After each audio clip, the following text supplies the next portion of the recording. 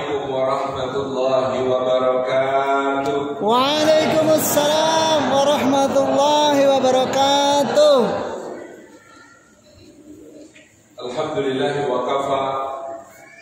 Wassalatu wassalamu ala rasulil mujtaba Sayyidina wa habibina wa syafi'ina wa maulana Muhammadin al-Mustafa wa ala alihi wa sahbihi al-istidaqin wal wafa thumma ala kulli man ittaba'al huda.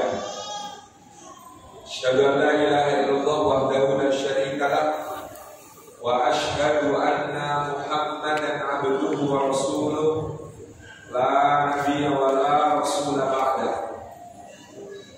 Sadat al-fadil habarat al-mukarramin yang kita ta'zimi, para alim, para ulama, para masyayikh, para kiai, para asatidz, para ustadzah, guru-guru umat,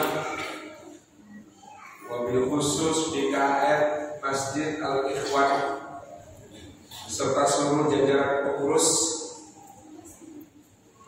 para sepuh, bini sepuh, tokoh masyarakat, pimpinan berbagai lembaga dan ormas, instansi-instansi pemerintahan, termasuk para kepala daerah tingkat 6 dan tingkat 7 alias ketua RW dan ketua RT.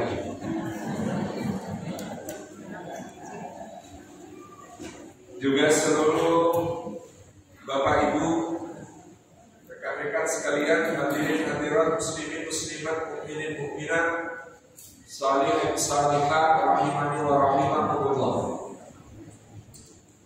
Syukur kita aturkan kehadirat Allah Subhanahu wa taala atas limpahan karunia-Nya kita dihimpun di dalam majelis ilmu di sore yang diguyur berkah dari Allah ini. Allahumma sahiban nafi'ah, mudah-mudahan menjadi hujan yang penuh manfaat, kebaikan dan keberkahan bagi kita semua. Amin ya Allah. Maka semoga setiap langkah yang kita tempuh ke rumah Allah ini tiap tapaknya menggugurkan dosa-dosa kita. Amin. Tiap tapaknya meninggikan derajat kita di sisi Allah Subhanahu wa taala. Amin. Tiap tapaknya menjadi pemudah jalan kita semua menuju surga. Amin. Juga duduk kita semua semoga termasuk taman di antara taman-taman surga yang mana Rasulullah SAW bersabda tentangnya, majtama'akum fi baitin buyutillah yatluna kitaballahi wa yatadarasunahu bainahum illa ghashiyahumur rahmah wa haffazahumul malaikah wa nazalat alaihim sakinah wa dzakarahumullahu biman 'indah. Rawahu Muslim ayat wa sahih. Kata Nabi SAW, tidak berhimpun satu kaum di satu rumah di antara rumah-rumah Allah, di dalamnya mereka membaca kitab Allah dan mengkaji isinya di antara mereka, melainkan keadaan mereka itu dicurah-curahi rahmatnya Allah. Rahmat Allah, kata para ulama, ada 100 bagian. Yang satu bagian melekat pada sifat Allah Ar-Rahman, dan yang maha pengasih, kasihnya tidak pilih-pilih. Maka rahmat Allah yang satu bagian ini diturunkan ke dunia, mencukupi untuk semua makhluk dari awal zaman sampai akhirnya. Hewan, tumbuhan, jin, manusia semua dapat. Yang mukmin maupun yang ingkar, yang syukur maupun yang kufur, semua dapat. Maka disebut kasih, karena kasih tidak pilih kasih. Sedangkan 99 bagian rahmatnya Allah melekat pada sifat Ar-Rahim dan yang maha penyayang, sayangnya tidak berbatas, tidak terbilang, yang telah dikhususkan Allah kepada orang-orang beriman dan bertakwa, dianugerahkan sempurna nanti di surga, adapun di dunia dicicil-cicilkan. Termasuk tempat untuk mencicilkannya di majelis ilmu, di majelis fikir seperti yang kita laksanakan sore hari ini. Kan dulu kalau guru kita berpesan jangan senang dulu kalau dikasih, karena dikasih belum tentu disayang. Tapi kalau disayang sudah tentu. Biasanya dikasih. Kalaupun tidak dikasih pasti karena sayang. Jangan senang dulu kalau dikasih, karena dikasih belum tentu disayang. Contohnya Fir'aun dikasih kekuasaan tapi tidak disayang. Contohnya Qarun dikasih kekayaan tapi tidak disayang. Contohnya Abu Lahab dikasih nasab mulia tapi tidak disayang. Tapi kalau disayang biasanya dikasih. Adam, Idris, Hud, Saleh, Ibrahim, Lut, Ismail, Yakub, Yusuf, Ayub, Ismail, Musa, Harun, Ifrit, Daud, Sulaiman, Ilyas, Ilyasa, Yunus, Zakaria, Yahya, Isa, sampai Muhammad, alaihi salatu wassalam, semuanya disayang, maka biasanya dikasih. Kalau tidak dikasih, pasti karena sayang. Bu, putra kita umur 4 tahun, kita korek api, petasan, minyak solar, cutter, gunting, pisau. Dikasih betul? Dikasih nggak? Enggak. Kenapa nggak dikasih? Karena sayang. Maka kalau kita punya doa, harapan, permintaan, cita-cita kepada Allah, kok belum dikabulkan? Mungkin karena sayang. Jadi ada seorang ibu menghadap Allah yang Fadlu Kiai Haji Ahmad Baudin Salim Musbah. Kata ibu itu, Gus, kok didoakan suami saya biar kaya, Gus. Dari dulu kok miskin, tidak dapat duit. Tolong ya Gus, doakan biar kaya. Lalu Musbah tanya, sebentar Bu, sebelum saya doakan, saya tanya dulu. Kira-kira kalau suami ibu nanti jadi kaya, seleranya masih ibu apa ganti yang lain?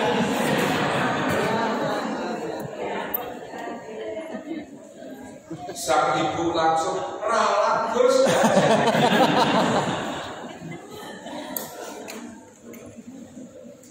Kalaupun tidak dikasih, pasti karena sayang. Hanya akhirnya minta, ya sudah Gus, jangan didoakan kaya, doakan cukup aja ya Gus. Pas-pasan, pas butuh, pas ada. Kan beda. Ibu senang cukup apa senang banyak? Banyak. Banyak. Ibu senang cukup apa senang banyak? Cukup banyak. Saya sarankan senang cukup. Karena kalau punya sepatu banyak, tidak ada yang cukup.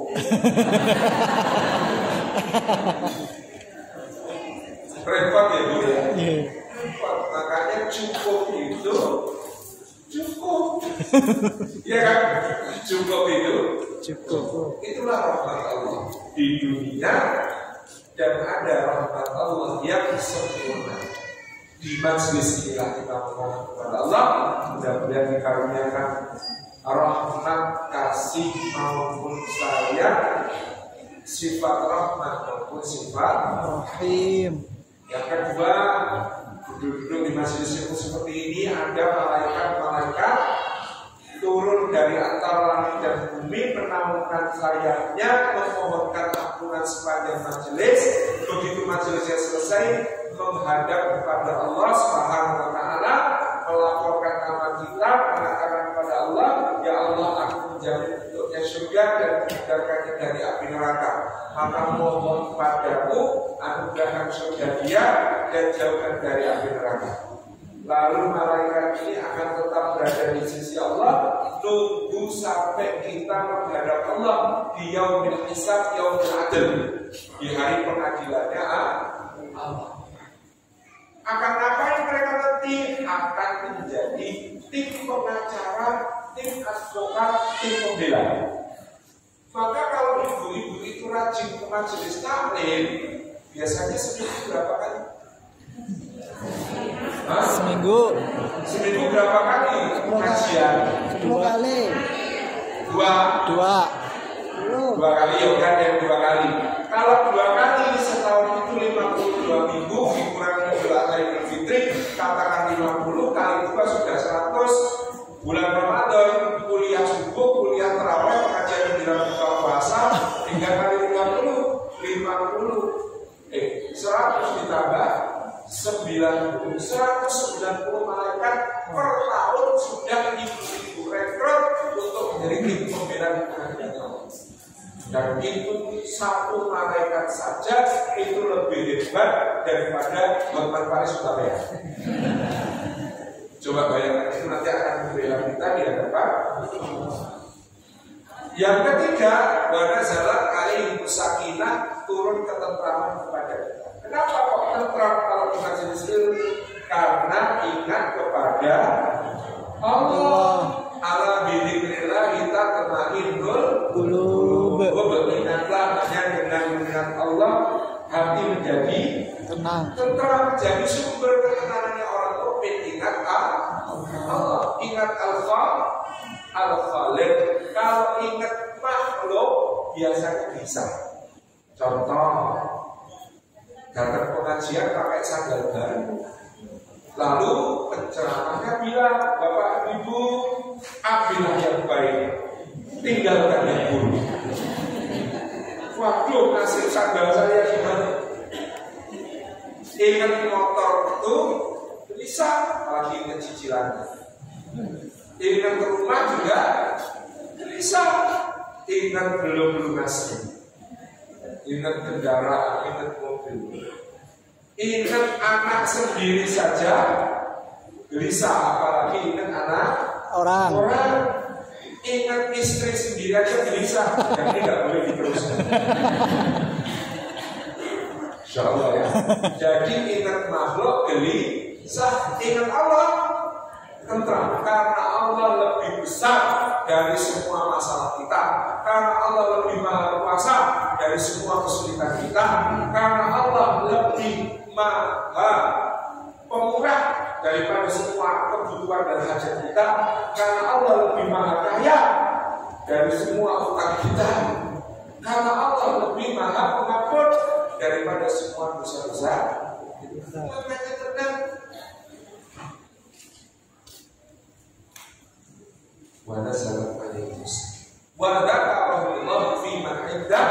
Yang keempat, kumpul-kumpul majelis taklim seperti ini, itu fadilahnya disebut-sebut oleh Allah, dibangga-banggakan namanya satu persatu pada makhluk-makhluk yang di sisinya. Nama itu siapa pun, orang sini namanya siapa pun. Juleha ada. Oh, ada. Andin. Baida. Bapak-bapak siapa namanya, Pak? Nah, Bapak Guru. Terus ada siapa, Pak? Supardi ada. Oh, Prabowo. Masya Allah. Prabowo itu untuk yang biasanya agak sepuh-sepuh ya. Yang enggak ya Gibran.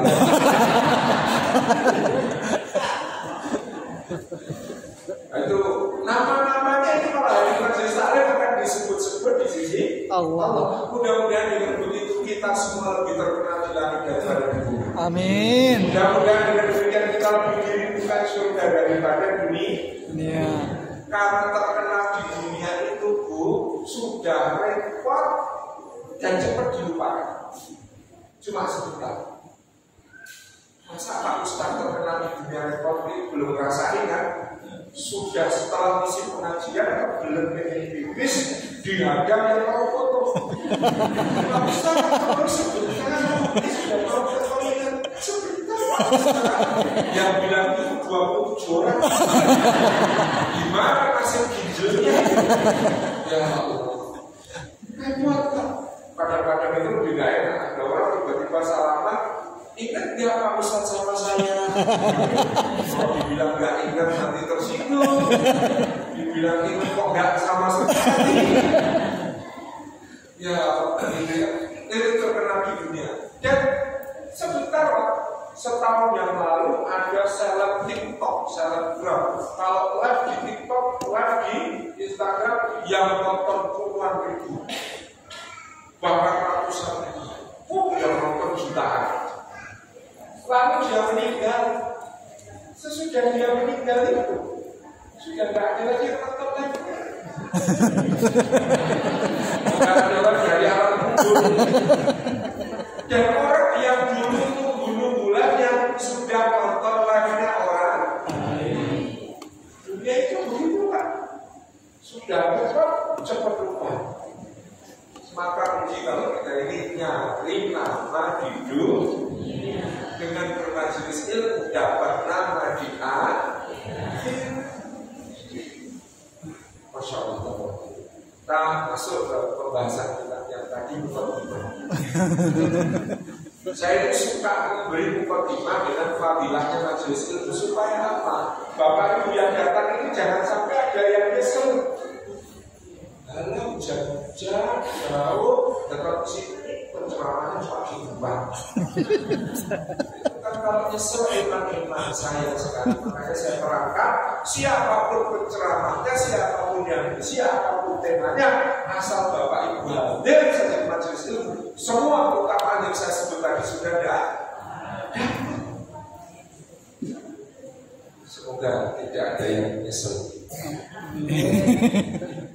Tema kita menggali ke puncak hati. Menggali, Pak Ustaz ini gimana? Menggali biasanya ke bawah, Ke puncak. menggali kok ke puncak. Macet.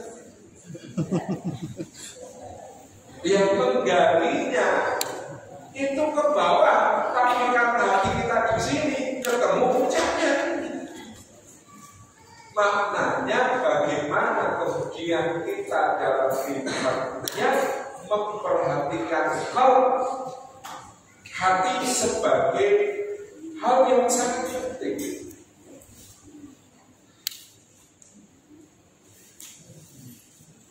Ibu-ibu punya skincare, punya yang bikin glowing, shiny, restorasi, bening. Kenapa kok kita sampai punya skincare, alat perawatan wajah, biar kinclong begitu ya? Itu kenapa ya? Karena wajah itu yang pertama dilihat orang. Manusia itu ketika yang pertama diperhatikan wajah. Maka kita berusaha tampil agar menarik supaya kemudian enak dilihat, enak dipandang, sehingga wajib pakai apa dulu? Pembersih. Habis pembersih apa dulu? Pelembab. Habis pelembab, foundation. Habis foundation, bedah seperti Pak Ustaz kok nggak apa nebak-nebak aja. Kenapa? Karena kita tahu wajah kita akan diperhatikan orang. Pertanyaannya, apa yang dilihat Allah dari diri kita? Hati. Inna Allah la yaqulu ila wujuhikum wala ila ajsadikum walakin yanzuru ila qulubikum wa a'malikum. Sesungguhnya Allah tidak melihat rupa-rupamu, bentuk-bentuk wajah-wajahmu, badan-badanmu. Sekarang kalau anak muda keji, dia formnya bagus, otot-ototnya bentuk. Karena orang sekarang memperhatikan wajahnya, badannya, dilihat orang. Tapi apa tidak lihat? Yang dilihat Allah, bulu, bingung, hati, wa'amalikum amal. Pertanyaannya, untuk wajah, badan yang tiap hari dilihat orang. Kita effort pakai make up, nge-gym. Tahu ya bedanya fitnah sama fitness? Kalau fitnah kejam, kalau fitness kecil. Ya, kalau fitnah kejam, kalau fitness kecil. Ini semua digerakkan supaya dilihat orang menarik, supaya dilihat orang enak, nggak malu-malu. Pertanyaannya, kalau Allah lihat hati,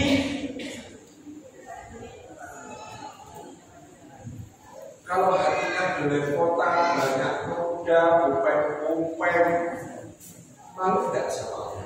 Malu. Itu yang dilihat. Punya kosmetik kolbu nggak?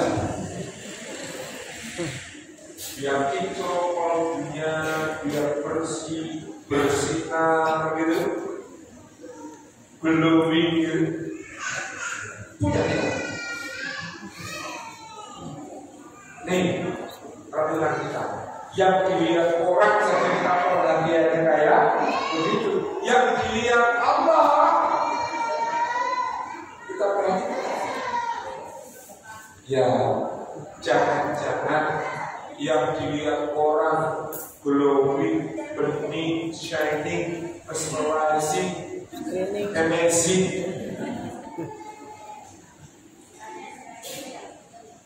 tapi ternyata kalbu yang setiap saat ditatap oleh Allah, dilihat oleh Allah, ternyata hitam. Alhamdulillah, kotor, alhamdulillah, bernoda, alhamdulillah, berkerak, alhamdulillah, tukar-tukar, kupeng-kupeng, cacat-cacat, robek-robek, nah itu. Maka dari itulah kita hari ini mengingat kembali. Hati perlu dirawat, digali ketemu puncaknya untuk dibersihkan, kinclong. Kalau bersih kinclong, maka di akhirat akan selamat. Ayat favoritnya Ustaz Abdul Somad, kalau ada saya selalu membaca dari surat Asy-Syu'ara. Yauma la yanfa'u malun wala banun illa man atallaha biqalbin salim. Ambar. Karena illa man atallaha biqalbin Salim.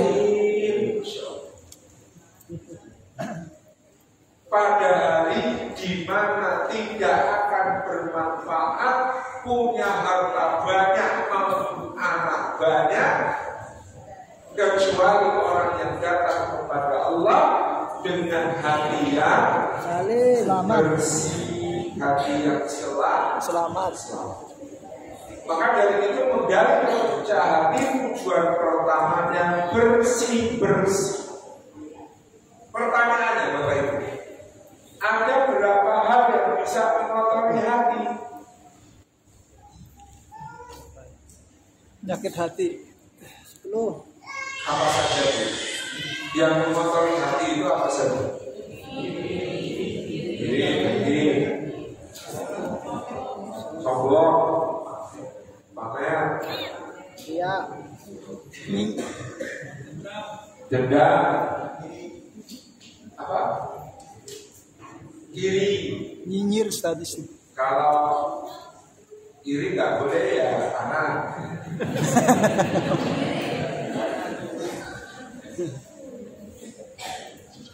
Secara garis besar yang mengotori hati dibagi 3. Yang pertama dosa-dosa.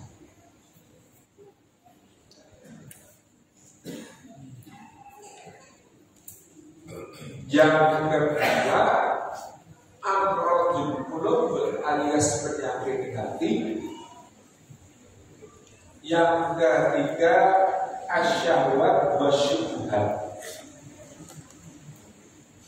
Syahwat hawa nafsu dan syubhat pemikiran. 3.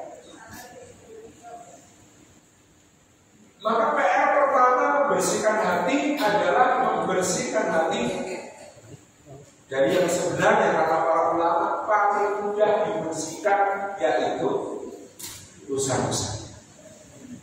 Karena dosa-dosa itu kata Nabi Sallallahu Alaihi Wasallam, ketika dilakukan kemaksiatan maka ada satu noktah hitam yang terbit di hati, di permukaan hati itu ketutupan noktah hitam.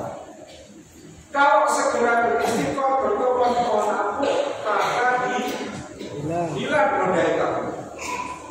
Kalau nggak segera dibersihkan, dia nempel makin erat, bahkan melakukan dosa lagi, maka nambah noktah hitam.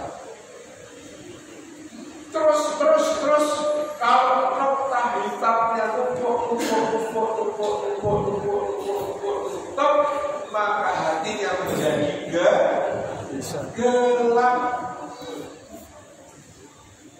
Kalau hati sudah gelap, maka dia buta. Kalau dia buta, maka jalannya nabrak.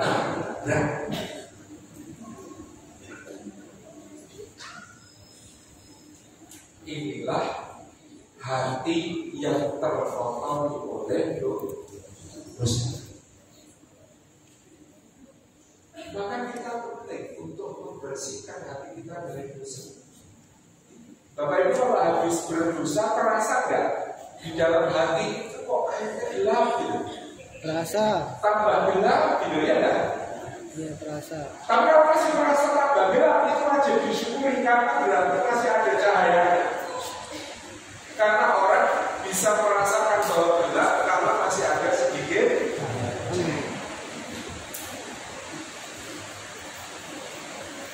Jadi itulah dosa, nutupi, menggelapkan.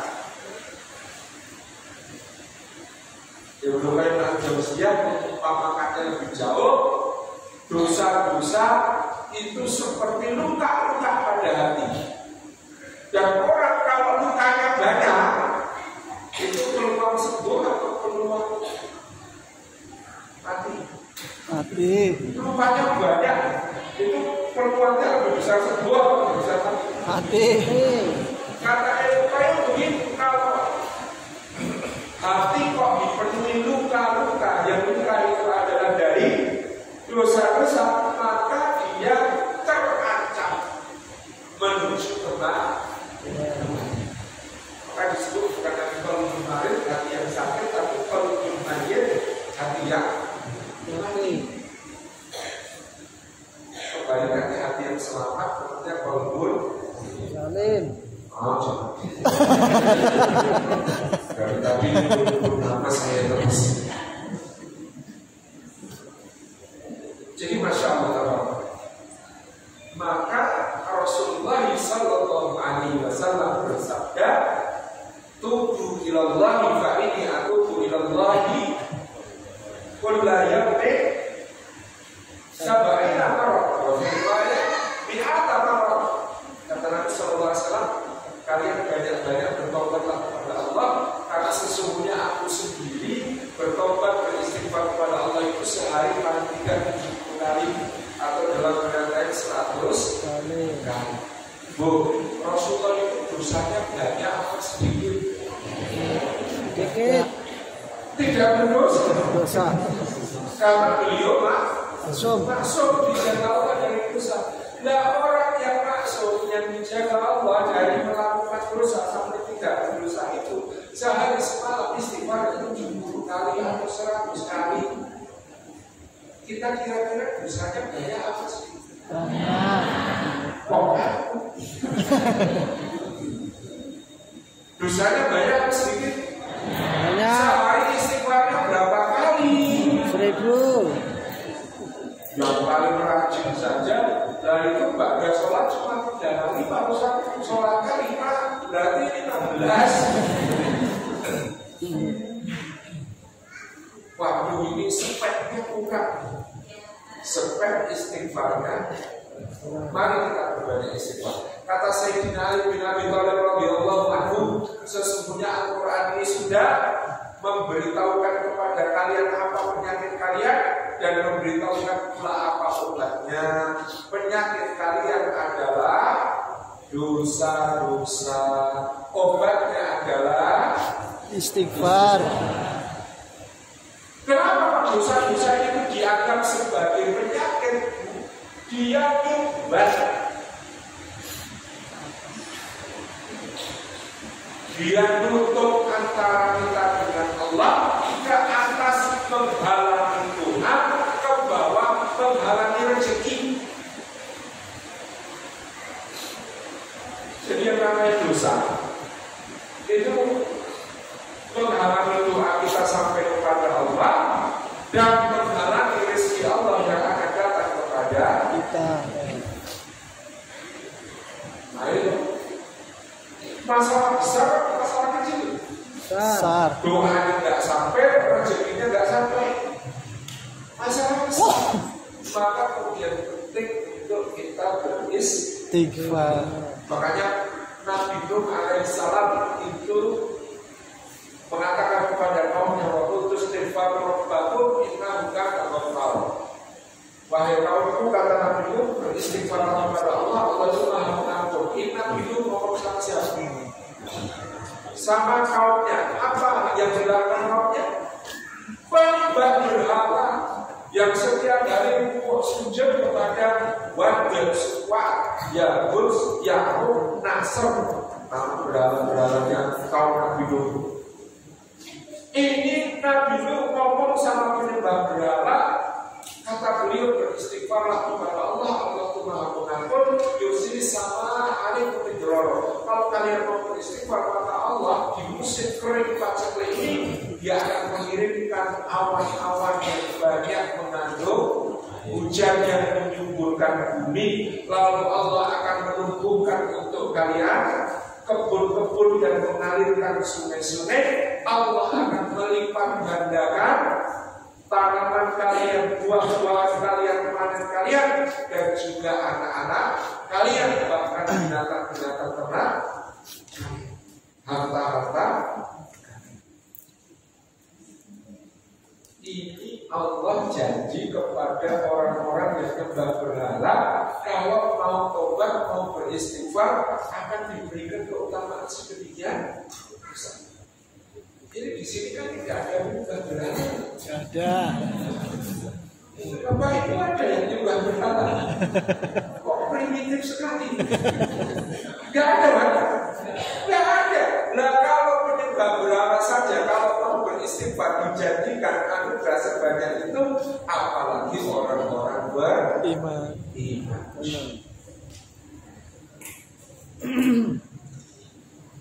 Jadi ke atas dia menghalangi doa-doa kita. Ya Allah, saya sudah berdoa, kok dikabulkan? Kata Imam Syafi'i, jangan kamu celah lambatnya pengampunan dosa, sedang pengampunan doa, sedangkan kamu menyumbat jalan punya karunia dengan dosa-dosa. Ya Allah, jangan-jangan selama ini ibu-ibu ada yang punya masalah berat. Ibu-ibu ada yang punya masalah rutin. Ada utang.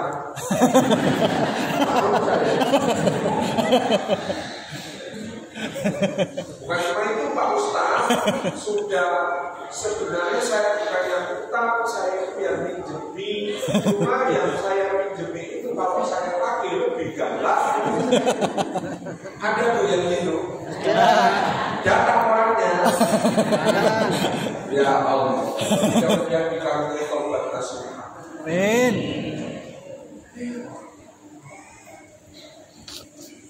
Kalau mau beristighfar, jangan-jangan masalah kita yang ruwet-ruwet, masalah kita yang rumit itu bukan kurang dipikir apa solusinya, tapi cuma kurang diistighfar. istighfari agar Allah bukakan jalan keluar. Maka istighfar. Dulu orang-orang datang kepada Imam Hasan Al-Basri minta nasihat supaya masalahnya Selesai. beres. Ya Imam, saya konflik sama istri saya nggak taat sama saya. Oh, kami tiap hari bertengkar, kami tiap hari konflik sampai banting piring habis gelas. Sekarang nggak bisa makan, nggak bisa.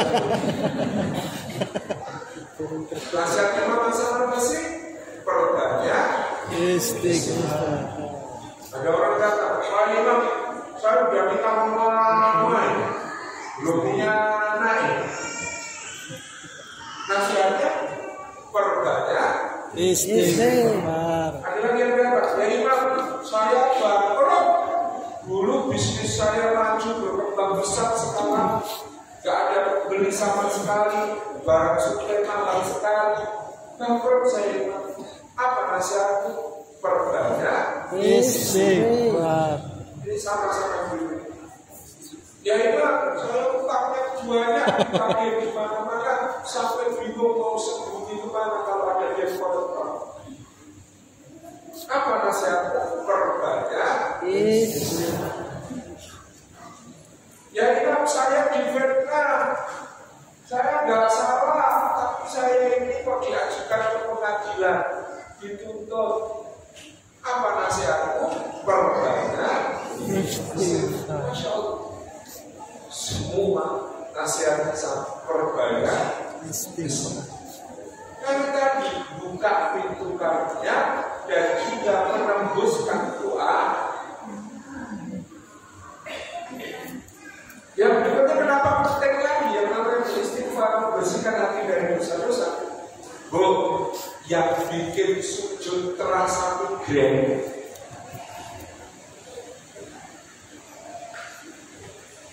yang bikin rukuk itu terasa lama, yang bikin baca Quran itu terasa melelahkan, yang bikin sedekah itu rasanya sayang, gitu ya.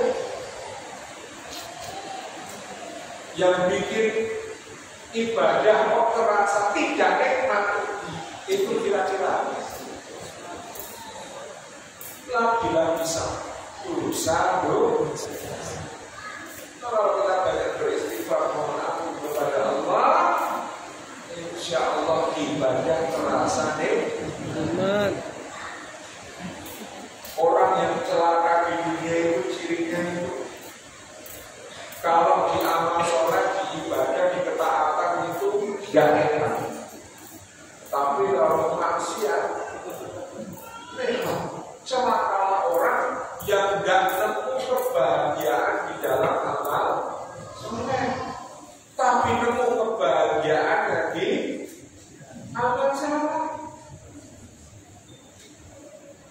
Maka kalau hatinya bersih, sujud itu rasanya kayak mau protes sama itu, kurang apa kan? Doa saya belum selesai, saya masih mau mesra-mesraan sama Allah. Mau cepet-cepet ngomong akbar, karena sangat Nikmat. gak terasa baca Quran satu juz ruminan. Kenapa? Hatinya bersih dari dosa-dosa.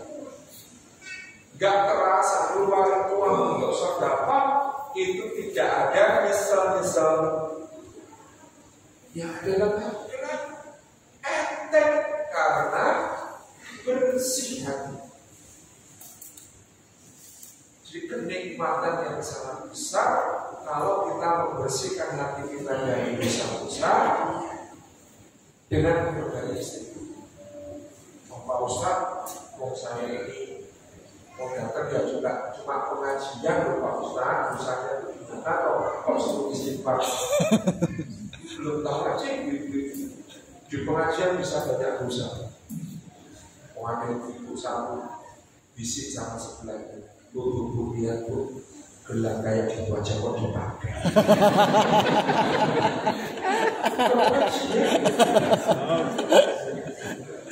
Yang sebelahnya berkata, iya kayak kok mas berjalan.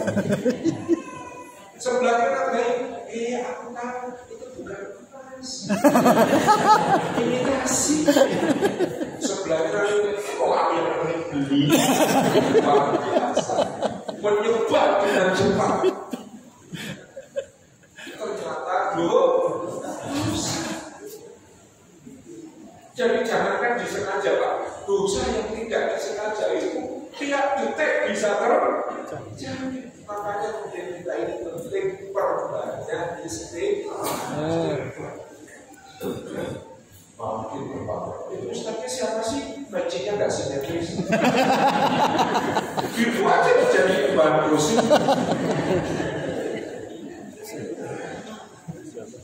Jadi subhanallah, itu ya kita ini gampang sekali kalau yang namanya jatuh ke dalam dosa yang sangat mudah. Maka memperbanyak istighfar itu penting deh. Kenapa masih kok di desa-desa? Ada yang datang Pak? Oh, ada yang baru datang. Ini berarti ada hadir in, ada hadir out. Hadir in yang di dalam, hadir out yang di luar. Masalah ibu baru datang 2 bis. Oh, baru datang 2 bis ya. Sebentar lagi saya akan segera pergi. Ya, jadi memang saya itu punya prinsip mengecewakan orang itu penting. Kalau orang kok nggak pernah dikecewakan nanti memuja. Kalau memuja itu berbahaya. Ya, nanti kita hitung-hitung waktu. Dua bis itu ibu-ibu semua. Hah? Sopir ya. Sopir. Ya tahu nggak?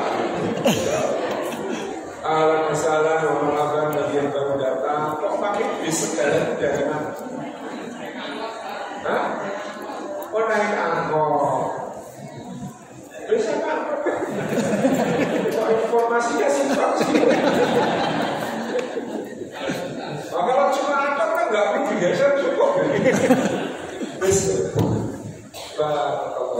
Jadi ini Bapak, jadi kita ini kenapa? Terus sering istighfar. Makanya Ibu dari Aisyah mengatakan, tuba liman wajada fi kitabihi yaumal qiyamah istighfar katsir.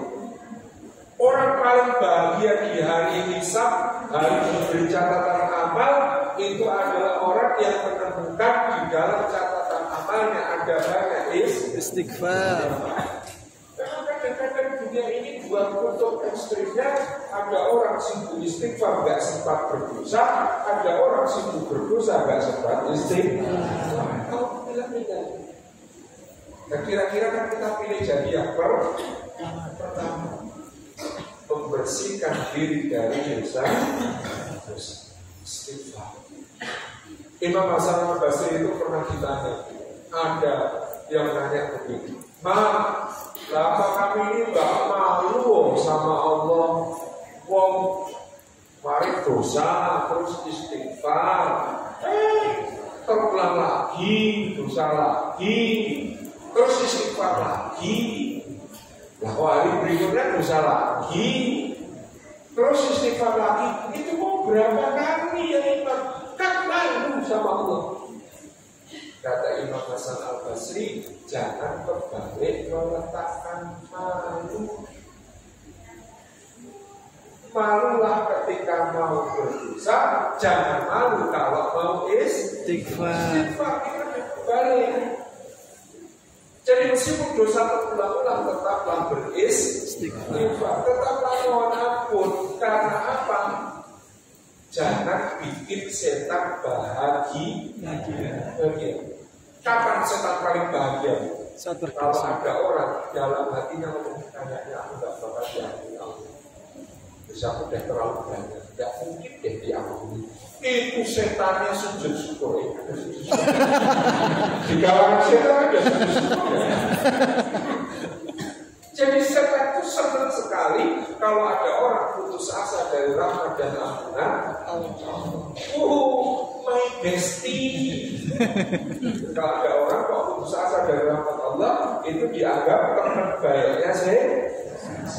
Nah, maka dari masalah itu meskipun dosa terulang-ulang selama masih diberi umur, diberi nafas, diberi jantung berdetak, jangan berhenti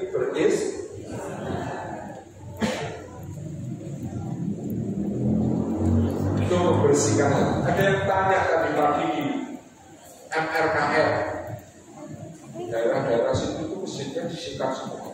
MRKL, MRBJ, MRMR, macam-macam. Di Masjid Raya Kebayoran Lestari ada yang tanya, Ustaz, mana yang lebih utama, istighfar atau sholat? Sholat sama-sama bisa menggugurkan dosa dan mengabulkan doa. Mana yang lebih bagus, istighfar atau sholat? Kata Ibnu Qayyim, istighfar itu kayak nyuci, sholawat itu kayak parfum. Maka tergantung, kalau bajunya kotor, dicuci dulu apa langsung diparfumi? Cuci dulu, ya enggak? Ucek-ucek sedikit sampai bersih, kalau bersih baru diparfum. Gitu ya, itu nasihatnya Ibnu Qayyim dalam kitab Madarij Salikin. Kata beliau, yang namanya istighfar itu kayak nyuci, sedangkan sholawat itu kayak minyak. Maka hendaknya seseorang mencuci yang kotor itu terlebih dahulu, mudah-mudahan bersih. Kalau sudah bersih, disemprot-semprot olesi minyak, cocok. Karena kalau cuma semprot minyak wangi, nggak dicuci, ya wangi, tapi kok warnanya gilani. Atau kalau cuma dicuci, ya bersih sih, tapi kok enggak. Dua-dua itu membersihkan hati kita dari dosa. Yang kedua, Bapak Ibu, yang mengotori hati kita sesudah dosa-dosa lainnya lagi namanya penyakit hati. Satu hari begini, ada muridnya Imam Al-Ghazali lapor, wahai Imam, saya ini sudah memperbanyak zikir. Lah katanya banyak zikir bisa mengusir setan, tapi saya ini sudah banyak zikir, kok rasanya setannya tetap di hati saya, bisik-bisiki yang jelek-jelek. Salah saya gimana? Katanya zikir itu bisa mengusir setan, tapi kok saya sudah berzikir, setannya tetap rasanya bisik-bisik. Terus Imam Al-Ghazali menjawab, kamu pernah tidak menghalau anjing pakai tongkat, pakai cambuk, pakai galam, pakai batu, pakai tangan, pergi, usir anjing. Tapi kamu memangku piring, isinya jeroan, tulang-tulang dan daging. Anjingnya diusir, tapi kita mampu piring isinya jeroan, tulang, daging. Kira-kira anjingnya gimana? Datang lagi. Diusir itu pergi kan? Balik terus ya. Kenapa? Karena kita menyanding makanan-makanan yang disukai anjing. Sama kata Imam Al-Ghazali, kamu mau usir setan kayak apa pakai zikir, kalau dalam hatimu jadi wadah untuk makanan kesukaan setan, setan yang pasti datang terus. Doa makanan kesukaan setan itu wahai Imam, al-kibru, satu sombong, dua al-ghillu, suka mendendam, tiga al-hasadu, iri dengki, empat at-tamahu, serakah, dan berbagai varian. Jadi mau zikir, istighfar, jungkir, jempali, kayak apapun bersihkan hati. Kalau hati tidak dibersihkan dari penyakit-penyakitnya, maka biasanya akan datang terus setannya. Itu berarti levelnya bukan digoda setan, tapi menggoda setan. Setan sini dong, ada makanan enak loh di hati. Kamu pasti suka. Level yang sudah menggoda, bayangkan kayak nggak ada yang lain aja buat digoda. Setannya digoda supaya masuk ke dalam hati kita. Pakai apa? Pakai penyakit hati. Ya Allah, maka yang kedua ini lebih sulit daripada yang pertama. Kalau bersihkan dosa tadi, istighfar, taubat, mohon ampun, itu biasanya kita masih bisa. Insya Allah ringan dan dimudahkan aja. Tapi membersihkan dari penyakit hati sangat sulit. Maka kalau dulu ada nasyidan dari nasihatnya,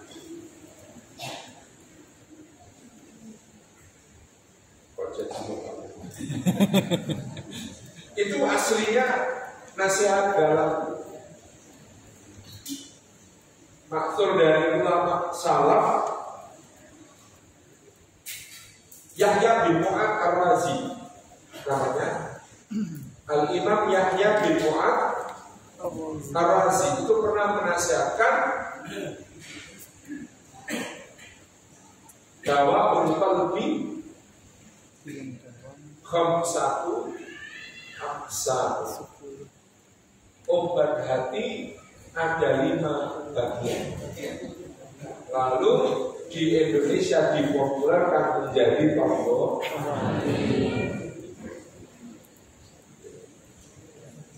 Jadi itu memang efektif untuk membersihkan hati dari penyakit hati ini. Yang pertama, maca Quran, membaca Quran dengan tadabbur, dengan memahami makna-makna. Karena Quran itu syifa'un lima fis sudur. Dia obat kesembuhan bagi semua yang ada di dalam dada. Sombong kalau dia rajin baca Quran, tadabbur terhadap kemaharajaannya Allah, kekuasaannya Allah, kira-kira apa yang mau disombongkan di hadapan Allah? Apalagi menghayati celananya pertama makhluk di sisi Allah itu karena sombong. Kalau dipikir-pikir ya Iblis itu kalau mau sombong agak pantas. Sebenarnya nggak boleh. Tapi daripada sampean itu kalau dia nggak pantas Iblis. Kenapa? Karena dalam hadis riwayat Imam Ahmad dalam musnadnya itu disebutkan sebelum diciptakannya Adam, Iblis pernah berdiri 40.000 tahun mengagungkan Allah, rukuk 40.000 tahun mengagungkan Allah, sujud 40.000 tahun mengagungkan Allah. Nah, dibandingkan kita, rukuk 4 menit vertigo, sujud 4 menit mikir. Ini loh, ada yang pernah sujud 40.000 tahun, rukuk 40.000 tahun, berdiri 40.000 tahun. Tapi ketika sombong, boleh nggak sombong? Ibadahnya kayak begitu dahsyatnya itu, boleh nggak sombong? Tetap nggak boleh. Begitu Iblis sombong, ditanya sama Allah, kamu kok nggak mau sujud kepada makhluk yang sudah diciptakan dengan pemulihan dari Mamana akan kesud dari Adam in amarkum. Kenapa kamu tidak sujud ketika aku yang memerintahkan?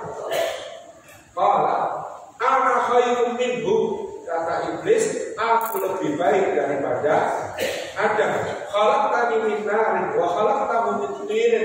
Aku engkau ciptakan dari api, sedangkan dia engkau ciptakan dari tanah. Orang itu kalau sombong nyari alasan jadi muncul. Kata iblis, aku lebih baik dari Adam karena dari api, Adam dari tanah. Siapa bilang api lebih baik dari tanah? Ya kan? Api itu membakar, menghanguskan, baunya busuk, ada asapnya, dan dia hanya bisa nyala kalau ada yang dibakar. Jadi sifatnya kayak gitu, dia hanya bisa hidup kalau menghancurkan yang lain. Itu sifatnya api. Siapa bilang lebih baik daripada tanah? Tanah itu lembut, tegar, tabah, meskipun di bawah tawa, rendah hati. Bahkan tanah itu kalau ada biji jatuh sama dia, maka akan ditumbuhkan menjadi pohon. Hebat sekali sifatnya tanah. Harusnya kita juga seperti sifat. Kok ada yang milih ikut sifatnya iblis? Habis ngaji lagi. Wah, kalau ikut pengajianku, yang lain semuanya neraka. Kok bisa? Ini yang salah apanya? Kok bisa rajin ngaji yang diwarisi bukan kalimatnya Nabi Adam, tapi kalimatnya Iblis. Karena belum tahu iblis itu salah pertama dia mengatakan api lebih baik daripada tanah. Nggak tahu Pak, dari dulu harga korek api segitu-gitu aja, harga tanah Naik terus. Iya nggak Bu? Harga tanah terus. Makanya Habib Umar Al-Mutahhari itu menasihatkan kalau pengen cepat naik haji, amalannya 3 surat. 1 surat Atin, watini itu waktu di sini bahadal Baladil amin.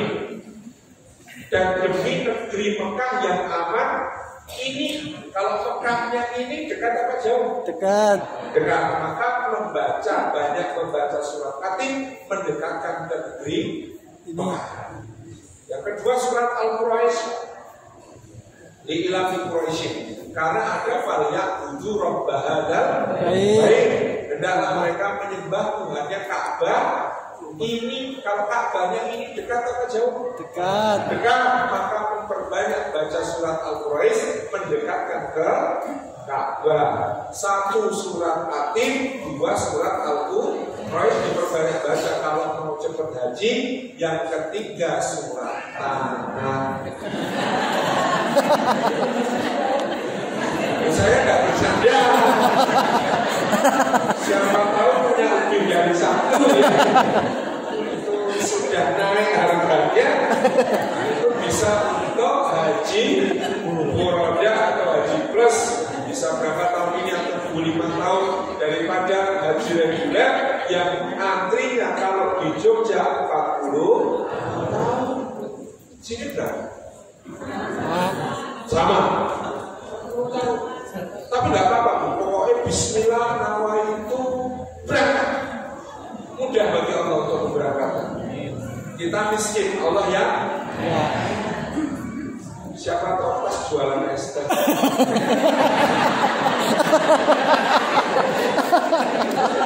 Yo maksudnya rezeki apa tidak? Saya itu Bu berangkat haji yang bayar itu cuma sekali. Habis itu kok malah dibayar ya? Kan berarti bukan karena duit, tapi karena ilmu. Setelah niat apa Bu? Ilmu. Karena disuruh bimbing kan dibayar. Jadi yang kedua ini, ibu-ibu jangan mikir biayanya dulu. Tapi kalau ada pengajian fikih haji umroh ikut. Kalau ada kajian di YouTube manasik haji umroh ikut. Kalau ada manasik haji kalau boleh nyelundup ikut. Yang penting ilmunya dulu pokoknya.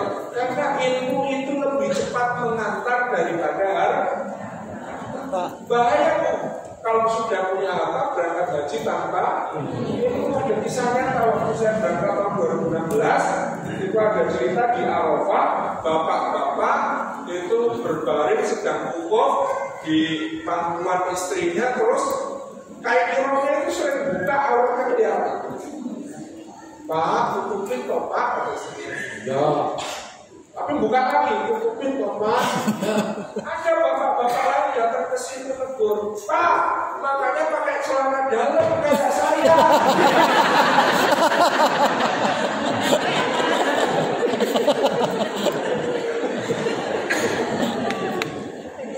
Kasihan banyak masalah. Sudah tahu itu bahaya. Belum berilmu tapi maksa berat. Makanya ilmu itu jadi ini apa namanya? Kok jadi sampai sini tadi? Haji ya, tanah. Jadi ngomong tanah. Ya Allah, saya sampai sini. Jadi ini apa namanya, membersihkan dari kesombongan. Tidak. Kita kadang-kadang lihat orang gitu ya Allah, timbul rasa aku lebih baik.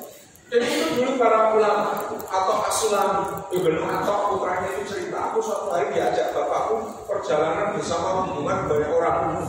Malam-malam itu di tengah perjalanan ketika kemah, bapakku membangunkan aku untuk yang mulai untuk sholat tahajud. Lalu aku sholat tahajud bersama bapakku.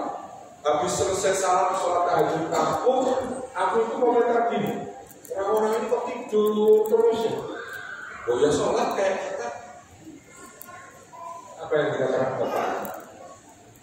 Nah, aku lebih suka kamu tidur bangun menjelang subuh daripada kamu bangun sholat malam tapi mulut tidak bisa kamu jaga dari meremehkan kamu gak bisa tahan dirimu untuk merasa lebih baik daripada mereka. Mereka akan tidur gak bosan. Tapi kamu begitu ngomong begitu, kamu kiber, kamu merasa lebih. Apa gunanya sholat tadi? Sampai ditegur seperti itu oleh. Jadi memang Masya Allah, gak gampang kelola dari merasa lebih. Nah, kita harus terapi terus, baca Al-Quran terus, ingat-ingat kisahnya iblis. Sampai ngomong anak ilmu, wah temannya iblis. Aku sampai ngomongin namaku itu ala ilmin indi. Sesungguhnya aku diberi semua keutamaan ini karena ilmu yang ada padaku. Ucapannya siapa ini? Korun, Mbak. Korun. Kita kira-kira bisa puasa apa ya lewat Quran itu? Kita ini omongannya sama isi hatinya mirip siapa? Lebih mirip Fir'aun, Qarun, Bal'am, Samiri, apa mirip Musa, Adam, Sulaiman gitu. Kan kita bisa lihat, maka itu menjadi cermin. Pak bapak yang kaya memang seberapa kaya dibandingkan Nabi Sulaiman alaihissalam. Kalau kita jadi bisa tahu, Sulaiman sekaya itu bisa ngomong hadza min fadli rabbi liyabluwani a'ashkuru am. Mau hebat kayak Quran dengan cerita untuk tentram di hati, makanya baca Quran dengan maknanya. Salat malam dirikanlah. Apa Pak salat malam? Isya, betul sekali. Iya betul, sholat malam itu Isya. Tapi ada yang lebih istimewa, bukan lebih istimewa. Isya itu jauh lebih istimewa dari fardu. Maka minimal kata Imam Ibnu Rajab Al-Hambali, kalau orang mau dapat Lailatul Qadar itu minimal sholat Isya, sholat subuh berjamaah. Itu sudah dapat Lailatul Qadar secara minimal. Lebih baik daripada 1000 bulan. Nah, tapi kan lebih baik daripada 1000 bulan itu ada yang 1000 bulan lebih 3 menit. 1000 bulan lebih 1000 bulan, 1000 bulan lebih 1 juta bulan, 1000 bulan lebih 1.000.000 bulan, itu nggak terbatas. Maka kalau mau menambah kemuliaan lain, tadi ada sholat malam, qiyamul lail. Disebut qiyamul lail untuk menyebut semua sholat malam, disebut tahajud kalau sudah tidur terlebih dahulu. Jadi apa bedanya qiyamul lail dengan tahajud? Qiyamul lail itu semua sholat yang dilangsungkan di waktu malam disebut qiyamul lail. Sedangkan kalau sudah tidur dulu lalu bangun namanya tahajud. Kalau ditunaikan di dalam bulan Ramadan namanya tarawih, itu juga qiyamul lail. Di dalam yang disebut qiyamul lail bisa ada tarawih, bisa ada tahajud, bisa ada witir, bisa sholat hajat, bisa sholat tasbih, bisa sholat tobat, bisa sholat istikharah, macam. Tetapi dia dilangsungkan di waktu malam. Allah itu lebih suka amal yang kontinu, amal yang terus tidak putus dibandingkan amal yang besar-besar tapi tidak berlanjut. Mau saya pokoknya mulai sekarang mau sholat malam dari ba'da isya sampai selesainya menjelang subuh. Dilakukan 4 malam berturut-turut, malam kelima tipes. Lalu masuk rumah sakit, lalu nggak berlanjut. Itu kalah utama dibandingkan orang yang mungkin hanya bangunnya setengah jam sebelum subuh, 2 rakaat diniati tahajud, 1 rakaat witir, udah. Tapi istiqomah terus tidak putus. Itu lampu bagus saya. Dalam semua amal gitu. Sedekah 1 miliar. Terus habis itu libur sedekah seumur. Ya cuma sekali itu biar dilipur. Itu kalah keutamaan dengan orang yang mungkin sedekahnya 1.000, 2.000, 5.000, 10.000, tapi istiqomah tiap hari atau tiap pekan atau tiap 3 hari atau apapun yang dia rutin. Itu lebih baik. Puasa juga begitu. Oh saya pokoknya mau puasa kayak Nabi Daud,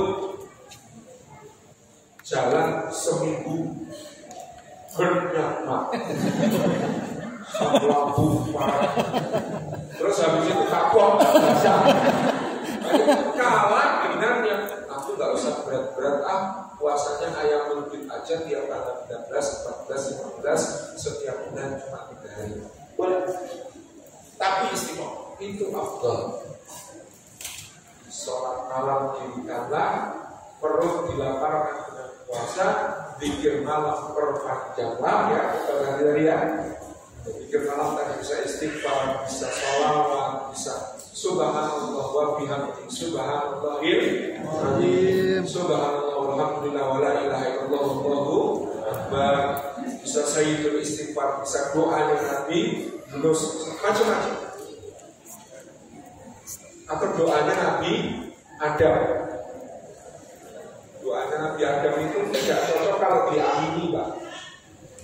Robbana dolamna anfusana wa illam taghfir lana wa tarhamna lanakunanna minal khasirin. Ini tidak cocok diamini, Pak. Wahai Rabb kami telah menzalimi diri kami. Amin. Kalau Allah tidak mengampuni kami dan merahmati kami, amin.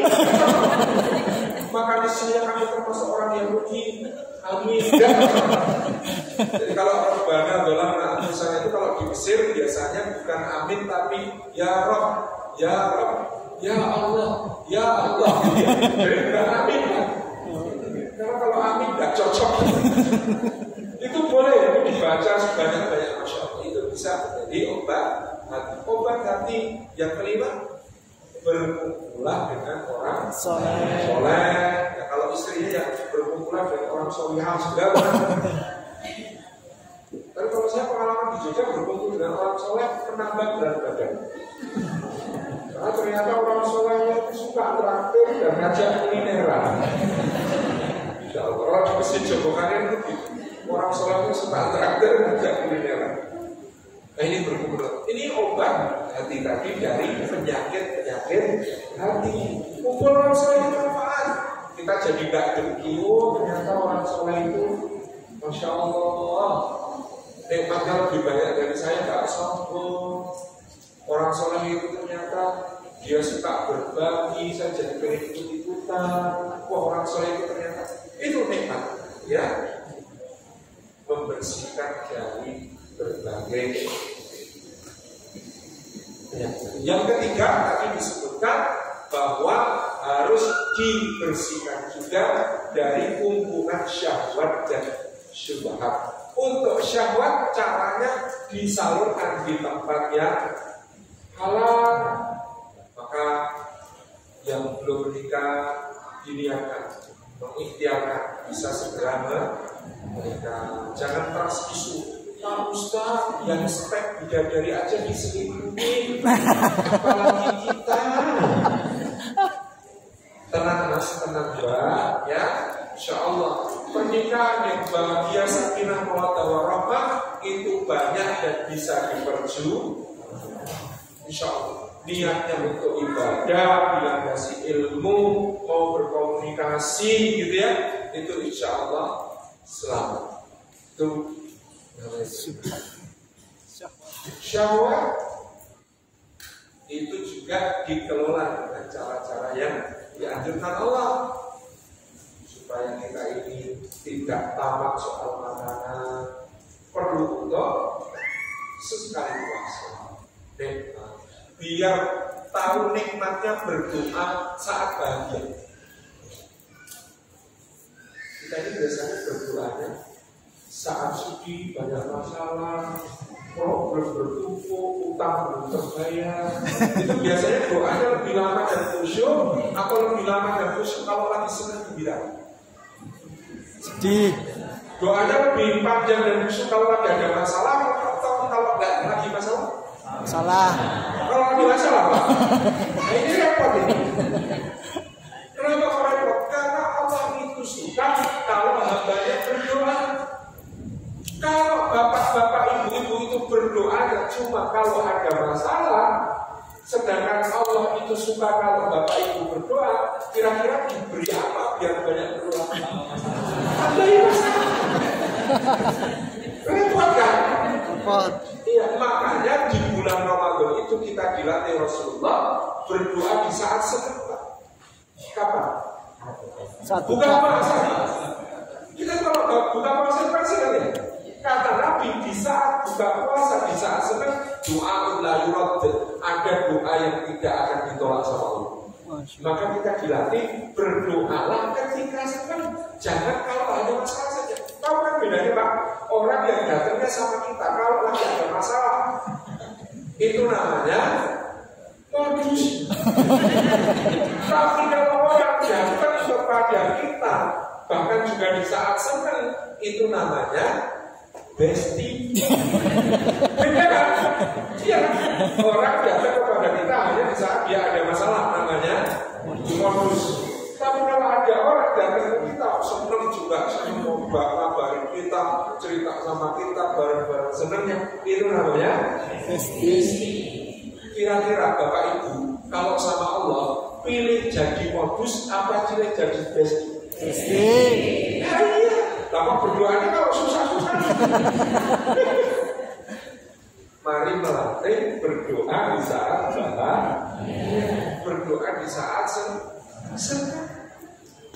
Lupa kadang-kadang berdoa kalau lagi senang. Padahal berdoa itu bukan memberitahu Allah apa hajat kita, karena Allah itu maha tahu. Jadi berdoa itu ngapain Pak Ustaz? Berdoa itu berbicara mesra sama Allah biar Allah meridhoi semua yang dianugerahkan kepada kita. Makanya ada hadis sahih khairud du'ai alhamdulillah. Jadi doa yang paling bagus itu alhamdulillah. Kenapa? Karena kita memuji kepada zat yang kita minta. Kalau zat yang kita minta ridho, nggak usah ikut kita apa, semuanya dikasih. Yang kedua, doa kalau mau cepat mustajab, kita harus menyebut kesukaan dan kecintaannya zat yang kita minta. Saya ketemu salah satu bapak di sini. Hobinya apa Pak? Ya. Misalnya hobinya bapak ini Harley Davidson. Motor gede mungkin. Kira-kira akan cepat nyambung kalau saya ngomong Harley Davidson atau saya ngomong Yamaha Honda Harley kan? Jadi sambungkanlah dengan kesukaan yang bersama. Karena memang suara motor itu sesuai merek. Kalau di sirkuit balap itu kalau motornya Yamaha, dia juga Yamaha. Kalau Honda ya Honda. Kalau Harley juga begitu suaranya. Honda.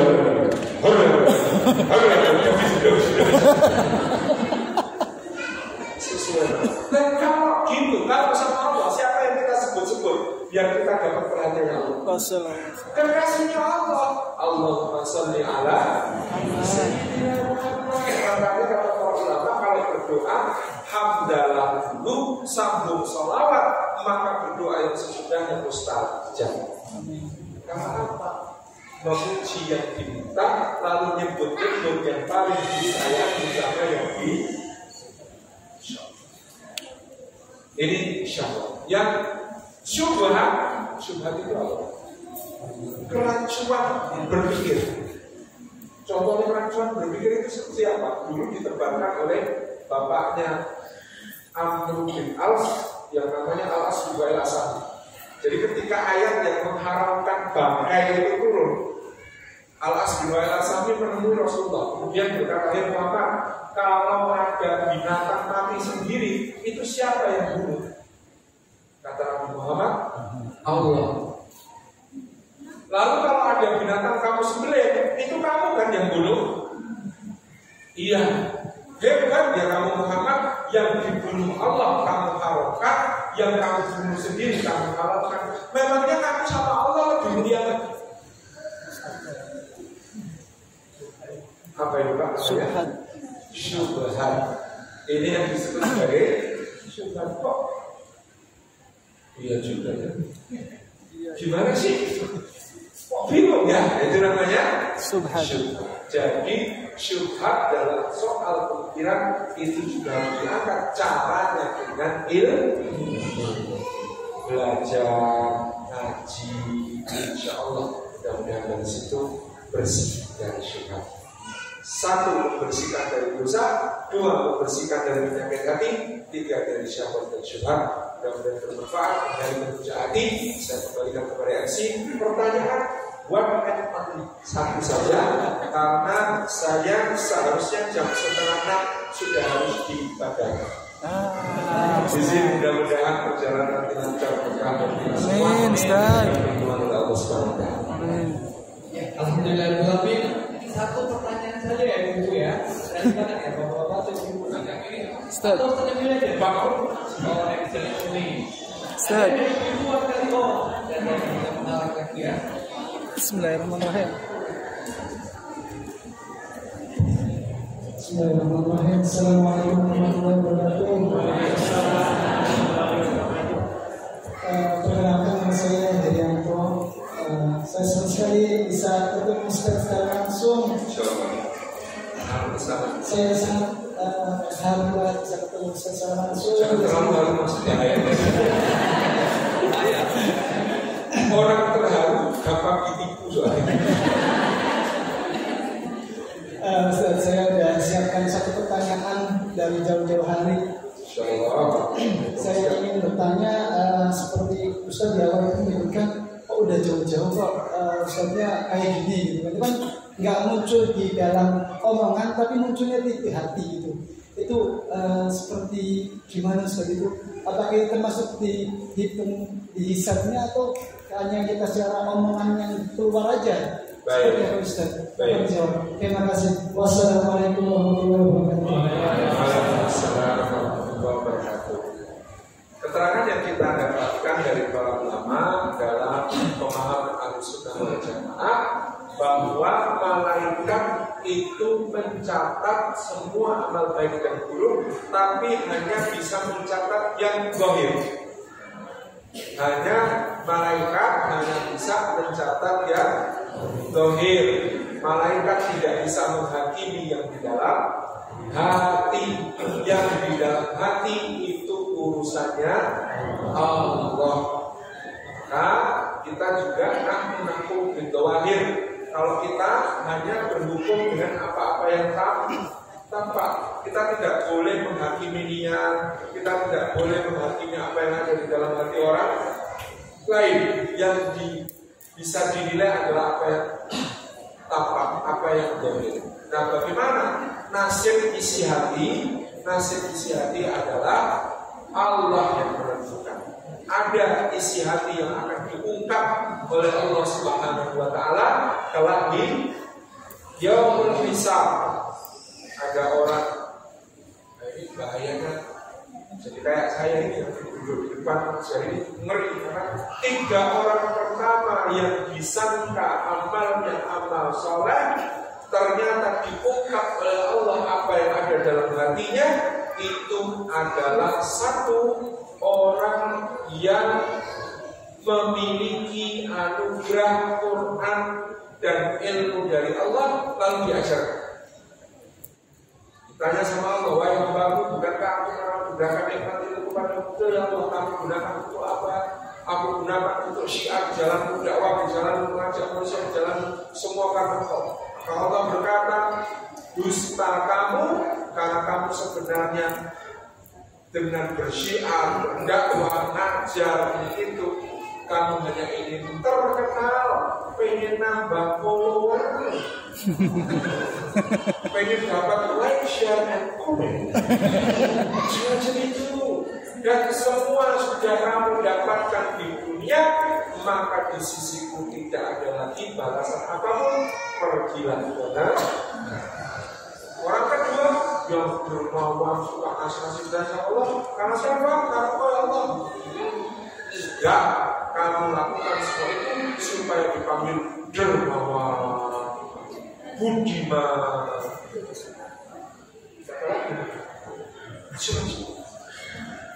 Dan itu sudah kamu dapatkan. Ambil satu. Yang ketiga, ada orang berjuang fisabilillah. Dohirnya mati syahid fisabilillah. Yang mengatakan bela kata Allah, enggak, kamu cuma pengen dipanggil pahlawan, patriot, jagoan, wong hebat, dahsyat, mantap. Dan itu sudah disebut semua di dunia, tidak ada balasan. Jadi artinya hati ini memang harus selalu ditata, di-manage, jangan sampai di dalamnya terbersit yang jelek-jelek. Maka kata Imam Ahmad bin Hanbal, rumusnya selalu kalau bisa isi hati kita dengan niat-niat yang baik, bisikan-bisikan yang baik, omongan-omongan yang baik. In bil khair fa innaka la tazal bi khairin ma nawaital khair. Kata Imam Ahmad, niat selalu kebaikan. Karena kalau kamu selalu berniat baik, maka kamu itu tetap oleh Allah akan dicatat sebagai orang baik. Dan niat itu membedakan satu dengan yang lain. Kadang-kadang bahkan niat itu nilainya mengalahkan amal. Makanya hadis riwayat Imam At-Tabarani dan Imam Al-Baihaqi sahih, ada 4 jenis hamba Allah kata Rasulullah. 1, orang yang dianugerahi ilmu dan harta, lalu dengan ilmu dan harta itu dia bertakwa, beramal, menghambur-hamburkan hartanya fisabilillah sampai kemudian disebut oleh Allah ni'mal abdu, sebaik-baik hamba. Orang kedua diberi ilmu, tidak diberi harta. Setiap kali melihat orang pertama beramal, dia mengatakan, ya Allah, kalau saya diberi kayak beliau, ya Allah, saya juga akan beramal seperti beliau, ya Allah. Maka komentar Nabi Sallallahu Alaihi Wasallam, fa'ajruhu masawaun, pahala 2 orang ini sama. Enak jadi pertama atau kedua? Pertama. Ya enak semua. Yang pertama punya harta banyak, bisa beramal, bisa pindah. Yang kedua meskipun tidak punya, dengan berniat pengen seperti yang pertama, diangkat derajat dan dapat pahala seperti yang pertama. Nah yang repot yang ketiga, diberi harta tidak diberi ilmu, hartanya dipakai maksiat, dipakai berbagai sia-sia, gitu ya. Sudah ada jadwal maksiat setahun ke depan.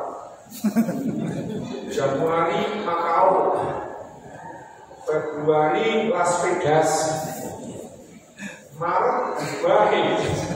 Misalnya sudah ada jadwal maksiat. Bisa itu kata Nabi seburuk-buruk harta.